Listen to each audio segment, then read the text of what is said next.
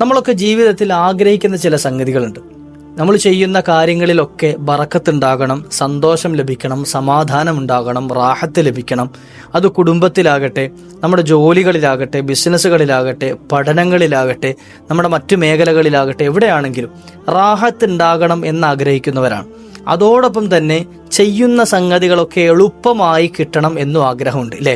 അതായത് ചെയ്യുന്നത് പ്രയാസപ്പെട്ട് ബുദ്ധിമുട്ടി കഷ്ടപ്പെട്ട് ചെയ്യുന്നത് നമ്മൾ ആരും ഇഷ്ടപ്പെടുന്ന ഒരു സംഗതിയല്ല. മറിച്ച് ആ ചെയ്യുന്ന പ്രവർത്തനങ്ങളൊക്കെ എളുപ്പമായി കിട്ടണം. ഇപ്പൊ ജോലി ചെയ്യുന്നവരെ സംബന്ധിച്ചിടത്തോളം അവർക്ക് ജോലി എളുപ്പമായി കിട്ടുക എന്നതാണ് കൽബിലെ ആഗ്രഹം. ബിസിനസ് ചെയ്യുന്നവരെ സംബന്ധിച്ചിടത്തോളം ബിസിനസ് എളുപ്പമായി കിട്ടുക എന്നാണ്. ബിസിനസ് ടഫാകണം, പ്രയാസത്തിലാകണമെന്ന് ഒരാളും ആഗ്രഹിക്കില്ല.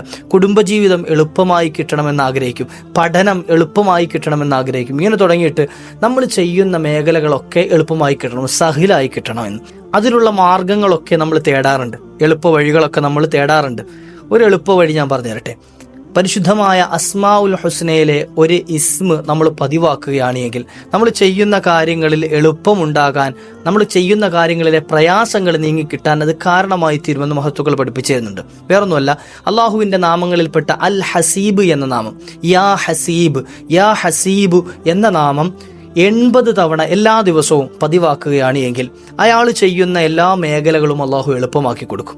ജോലി ചെയ്യുന്ന ആളുകളാണെങ്കിൽ ആ ജോലി എളുപ്പമാകും. പഠിക്കുന്ന വിദ്യാർത്ഥികളാണെങ്കിൽ അവരുടെ വിദ്യാഭ്യാസ മേഖലകൾ എളുപ്പമായി കിട്ടും. മറ്റ് തൊഴിലുകൾ ചെയ്യുന്നവരാണെങ്കിൽ അവർ ചെയ്യുന്ന കാര്യങ്ങളൊക്കെ റാഹത്തിലായി കിട്ടും.